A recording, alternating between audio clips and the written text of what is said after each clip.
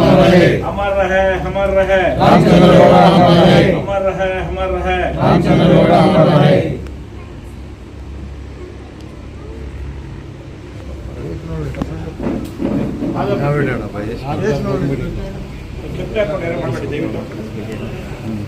ಎಲ್ಲರೂ ಸಹ ಪುಷ್ಪಾರ್ಚನೆ ಮಾಡಬೇಕು, ಶ್ರದ್ಧಾಂಜಲಿಯನ್ನು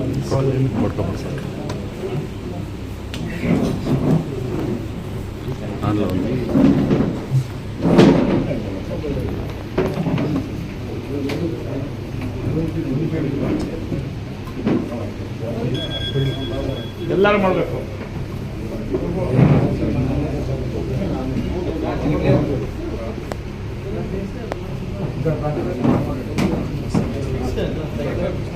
ಅನಂತರ ಬೋರ್ ಕರ್ಸಿ ಮಾಡ್ಸಪ್ಪ ಊಟ ಮೇಲೆ ಪಾಪ ಇದೆ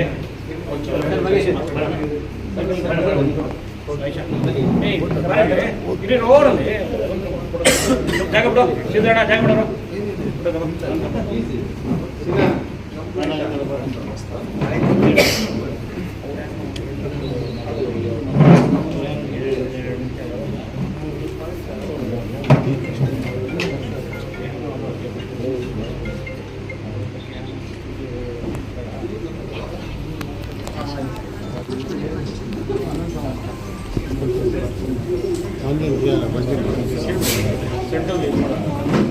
ಎಲ್ಲರೂ ಊಟ ಹಾಕ್ಕೊಳ್ಬೇಕು, ಡೀಪ್ ಮೇಲೆ ಹಾಕ್ಬೇಕು.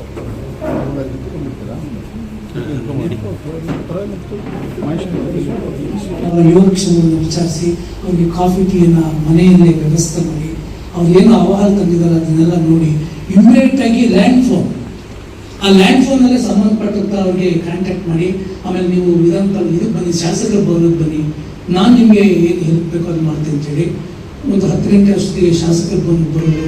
ಅಲ್ಲಿ ಮತ್ತೆ ತಿರುಗಿ ಪಾಪ ಪಾದಯಾತ್ರೆ ಮೂಲಕ ಯಾಕಂತಂದ್ರೆ ಕೈಯಲ್ಲಿ ಕಾಸು ಇರ್ತಾ ಇರಲಿಲ್ಲ ಬಡವರಿಗೆ.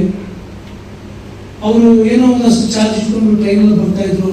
ಅಲ್ಲಿ ಬಂದಂತ ಅವ್ರಿಗೆ ಊಟದ ವ್ಯವಸ್ಥೆಯನ್ನು ಮಾಡಿ ಅವರ ಅಹವಾಲುಗಳನ್ನ ಆಲಿಸಿ ಸಂಬಂಧಪಟ್ಟವ್ರನ್ನ ಅವರ ಕಚೇರಿಗೆ ಕರೆಸ್ಕೊಂಡು ಎಲ್ಲಿ ಯಾರಿಗೆ ಟ್ರಾನ್ಸ್ಫರ್ ಮಾಡಬೇಕಾದಂಥ ಅವಶ್ಯಕತೆ ಇದೆ, ಯಾರಿಗೆ ಡೆಪ್ಯುಟೇಷನ್ ಮಾಡುವಂಥ ಅವಶ್ಯಕತೆ ಇದೆ, ಯಾರಿಗೆ ಏನು ಅನಾನುಕೂಲಗಳಿದೆ, ಆರೋಗ್ಯ ಸಮಸ್ಯೆ ಇದೆ ಅಂತ ಪಟ್ಟಿ ಮಾಡಿಕೊಂಡು ಅದನ್ನು ವಿಧಾನ ಪರಿಷತ್ತಲ್ಲೂ ಕೂಡ ಅವರು ವಾದ ಮಾಡಿ ನ್ಯಾಯ ಕೊಡ್ತಾ ಇದ್ದಂತಹ ಒಬ್ಬ ಅಪರೂಪದ ಜನಪ್ರತಿನಿಧಿ ಅಂತ ಹೇಳಿದ್ರೆ ತಪ್ಪಾಗಲಿಕ್ಕಿಲ್ಲ.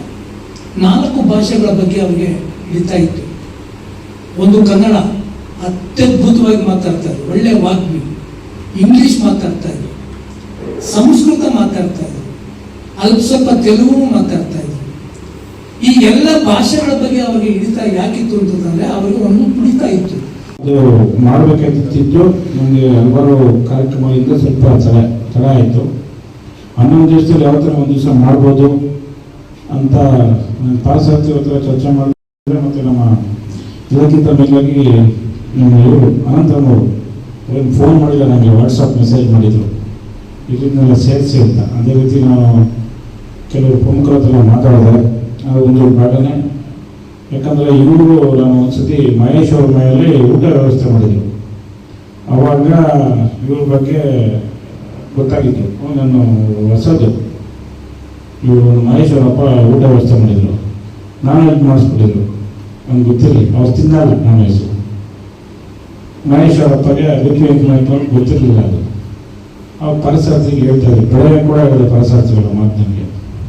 ಮಹೇಶ್ ಅವರಪ್ಪ ಬರ್ತೆ ನಮ್ಮ ಪಂಚದೇಗೌಡರು ಬರ್ತಾರೆ ಅಂದ್ಬಿಟ್ಟು ವ್ಯವಸ್ಥೆ ಮಾಡಿಬಿಟ್ಟಿದ್ರು. ಅವ್ರು ತಿನ್ನಲ್ಲ, ಮೊಟ್ಟೆ ಕೂಡ ತಿನ್ನಲ್ಲ. ಮತ್ತೆ ಅವರು ನಿನ್ನೆ ದೇಹ ತ್ಯಾಗ ಮಾಡಿದಾಗ ಅವ್ರನ್ನ ಬೆಂಕಿಯಲ್ಲಿ ಸುಟ್ಟರು. ನಾನು 1-2-3 ಸತಿ ಅವ್ರ ಹತ್ರ ಸಣ್ಣ ಪುಟ್ಟ ಪರಿಚಯ ಮಾಡಿದಷ್ಟೇ ಪರಿಚಯ. ಮಗ ಸಪ್ತಗಿರಿಗೌಡ ತುಂಬ ಆತ್ಮೀಯ ನನಗೆ. ಅವ್ರ ಬಗ್ಗೆ ಯಾರು ಮಾತಾಡ್ತಾರೇನೋ ಬಿಡ್ತಾರೋ ಇಲ್ಲ ಅಂತ ಗೊತ್ತಿತ್ತು. ಅವ್ರ ಬಗ್ಗೆ ಯಾರೂ ಮಾತಾಡಿಲ್ಲ. ಸಪ್ತಗಿರಿಗೌಡ ನಾನು ರಾಜ್ಯ ಉಪಾಧ್ಯಕ್ಷ ಆಗಿದ್ದಾಗ ಬೆಂಗಳೂರು ಸೆಂಟ್ರಲ್ ಯುವ ಮೋರ್ಚಾ ಅಧ್ಯಕ್ಷ ಆಯ್ತ. ಇವಾಗ ಪ್ರಸ್ತುತ ಸೆಂಟ್ರಲ್ಗೆ ಜಿಲ್ಲಾಧ್ಯಕ್ಷ.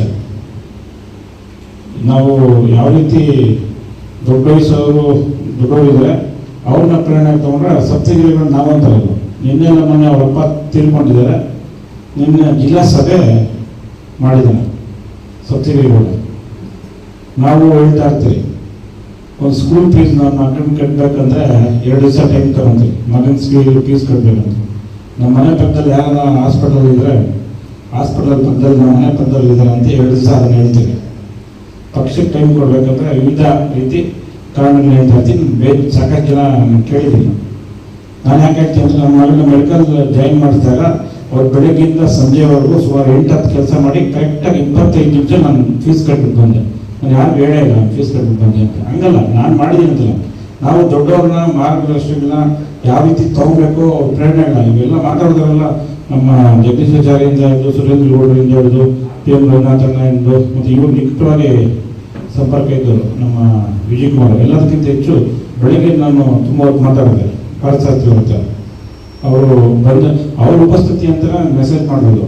ಅವ್ರಿಗೇನಂದ್ರೆ ನನಗೆ ತುಂಬ ದುಃಖ ಆಗ್ತದೆ, ತುಂಬ ಹತ್ರ ಇದ್ದೀನಿ, ತಿರುಪತಿ ಬೈಕು ಬೇಡ, ನಾನು ಬಂದರೆ ಆಗಲ್ಲ, ಆಮೇಲೆ ಸುಮ್ಮನೆ ಯಾಕೆ ಅಂದ್ಬಿಟ್ಟು ಅವ್ರ ಕಡೆ ಗಳಿಗೆಯಲ್ಲಿ ಅವ್ರಿಗೆ ಚಿನ್ನಪ್ಪಿನ, ನಮ್ಮ ಮಹೇಶ್ನ, ವಿಜಯ್ ಕುಮಾರ್ನ ಮತ್ತು ಇನ್ನೊಬ್ಬರು 4 ಜನನ ಕರ್ಕೊಂಬರಕ್ಕೆ ಹೇಳಿದ್ದೆ. ಅವರು ಏನೋ ಲಾಸ್ಟ್ ಮೂಮೆಂಟಲ್ಲಿ ಬರೋಕ್ಕಾಗಿಲ್ಲ. ಎಷ್ಟೊಂದು ಕೆಲಸಕ್ಕೆ ನಾವು ಹೇಳ್ತಾ ಇರ್ತೀವಿ, ಆದರೆ ಕೂಡ ನಾವು ಯಾರನ್ನೂ ಪ್ರೇರಣೆಗೆ ನಾನೇ ಸುಪ್ರೀಂ, ನಾನು ಕರೆಕ್ಟಾಗಿ ಮಾಡ್ತಾ ಇದ್ದೀನಿ, ನಾನು ಬಿಟ್ಟರೆ ಇಲ್ಲ, ಎಲ್ಲ ನಾನೇ, ಯಾರನ್ನೇ ಪ್ರೇರಣೆ ತಗೊಬೇಕು ಈ ಥರ ಮನಸ್ಥಿತಿ ನಮ್ಮದು. ಎಲ್ಲ ನಾನು ಮಾಡ್ತಾ ಇದ್ದೀನಿ, ಯಾರನ್ನೇ ಪ್ರೇರಣೆ ಆ ಥರ ಮನಸ್ಥಿತಿ ಇರೋರು ಇವತ್ತು ನಾಯಕರಾಗಲ್ಲ ನನ್ನ ಅನುಭವ ಪ್ರಕಾರ. ಇವ್ರದ್ದು MLC ಎಲೆಕ್ಷನ್ ಫೇಸ್ ಮಾಡಿದಾಗ ಒಂದ್ಸತಿ ವೈ ಎಲ್ ನಾರಾಯಣಸ್ವಾಮಿ ಅವರು ಕೌಂಟಿಂಗ್ ಇತ್ತು. ಇವರು ಫಸ್ಟ್ ರೌಂಡಲ್ಲೇ ಗೆದ್ಬಿಟ್ರು. ನಾನು ಎಲೆಕ್ಷನ್ ಕೌಂಟಿಂಗ್ ಹೋದೆ. ನನಗೆ ಒಡನಾಟ ಹೆಂಗಂತ